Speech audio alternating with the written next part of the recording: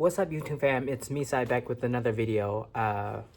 Here's a little bit of wind blowing. I just got back from a bike ride, but I searched high and low when I first got this Jansno x50 on how to lower the bike, and I couldn't find that thing. And I debated like if I wanted to chop the bike, like right here, to make it shorter. And then I started looking at the shock. I was like, is this shock replaceable? Because if I can get a shorter shock, I can make it shorter. So I actually downgraded to 150 millimeter shock, and it lowered it a bit now. Let me put my phone here. If you look back at my last video, there was a point where I couldn't even get my leg over here, and I would be like barely on my toes, and I had a hard time. Now I could get pretty much half of my tip of my toe on the floor, which makes it more comfortable, which I can stop. This shock is rated to 750 pounds, which, you know, I'm only 150, so I'm 165 pounds, so this does really well with me, but I want to be able to put my full foot on the ground. So today we're gonna try. Now, I'm not sure if this is gonna work, and I'm not a pro when it comes to, like, even if this is the proper way to lower a bike or not, but we're gonna try this. I wish they had 140 millimeter spring, but I can only find 125, so I'm not sure if this is gonna bottom out the bike or not, but we're gonna try and install this today and see how low we can get it. Then we can go take it for a test ride to see if it still functions properly.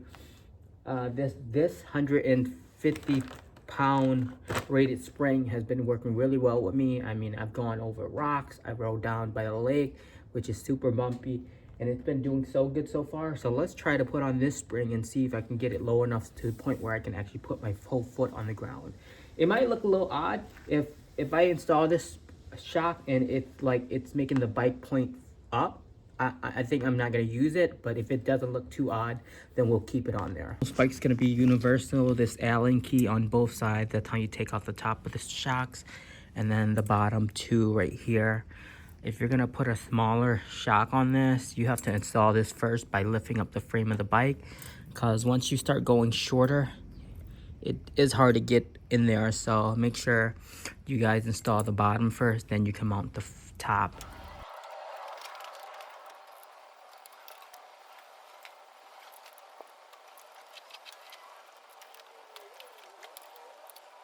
All right, here we have it.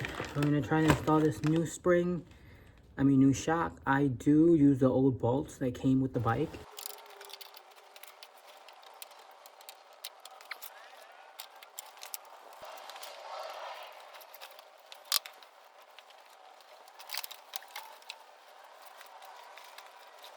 All right, guys, I just finished the install. It was a little hard because I couldn't get the bolts to line up with the spring. The shock, but let me move the bike back a little bit. I haven't ridden it yet, but it does feel like it doesn't have enough traveling length to absorb a lot of bumps, but I can put most of my foot on the ground now.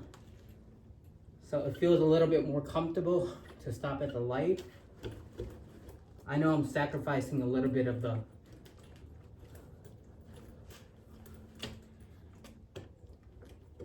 comfortability for the back. How it looks with the 125 millimeter spring shock. I don't know why I keep on calling it spring. Looks normal, almost like a lowered bike. I feel like I need the front to be lowered too. I'm not sure if that's the option to do with like adjustable fork or something like that, but pretty happy with it. I'm gonna take it for a test ride, see how it feels, and then I'll keep you guys updated. But it feels good just to be able to hop on and not fall off, because you know these bikes are built for the average person, which is, you know, most people are like 5'5" and up. So you know that it definitely lowered and pointed the front up a little bit because I had to adjust the headlights and point it down. But I don't know, it kind of gives it a really sporty look with this lower stance. Go take it for a test drive and I'll let you guys know how it feels.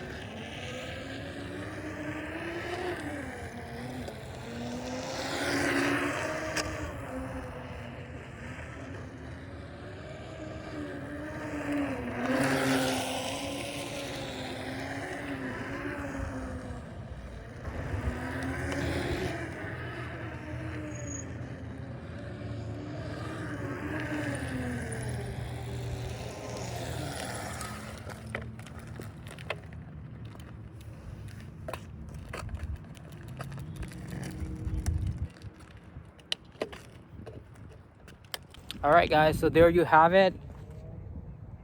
I'm probably not gonna return this shock because I like how it lowered the bike. It just feels more comfortable for me, and that's my preference. I will have to say you will sacrifice comfortability when you're riding.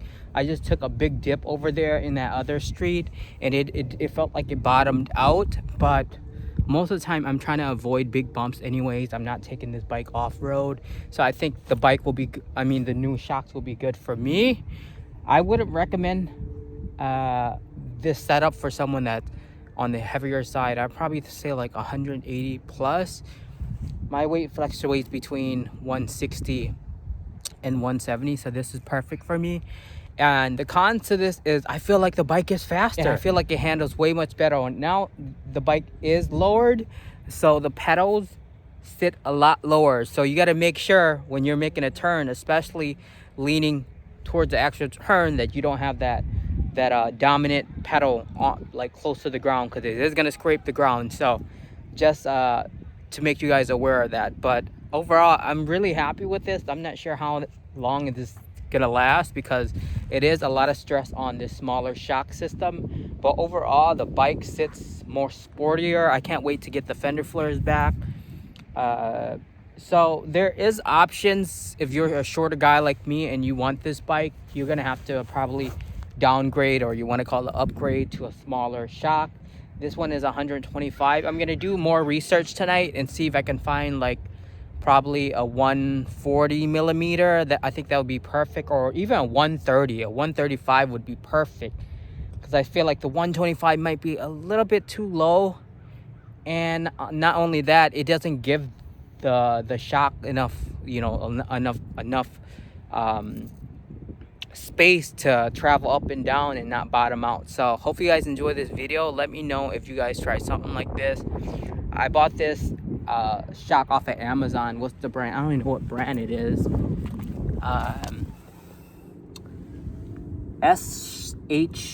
I don't know. I'm not gonna try to read it right now, but I'll leave the description down below. Yeah, I'm gonna probably ride this for a couple weeks. Let you guys know if anything comes about, if it starts like going bag or something, because like downgrading to a smaller shock, it is going to put more stress on the shock. So yeah, and I'm going to keep that 150 millimeter shock with me too, just to give me an option in case this one goes bad, because there's mixed reviews on this shock. Some people said they only lasted a few weeks. I don't know what they're doing with the shocks, but I'm just riding, you know, to the gym, to work, and back. So yeah, give this video a thumbs up if you guys find it useful, and I'll talk to you guys later.